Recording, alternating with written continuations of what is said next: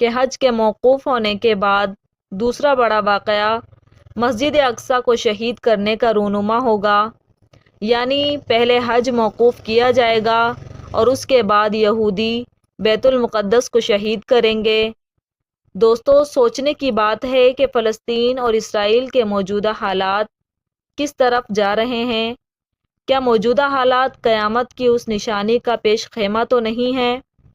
آج کی اس ویڈیو میں مسجد اقصیٰ کی اصل حقیقت سے آگاہ کریں گے، تو آپ سب سے گزارش ہے کہ ویڈیو کو آخر تک ضرور دیکھیے گا۔ عام طور پر مشہور ہے کہ مسجد اقصیٰ کی پہلی تعمیر حضرت داؤد علیہ السلام اور حضرت سلیمان علیہ السلام نے کی، لیکن یہ بات صحیح نہیں ہے۔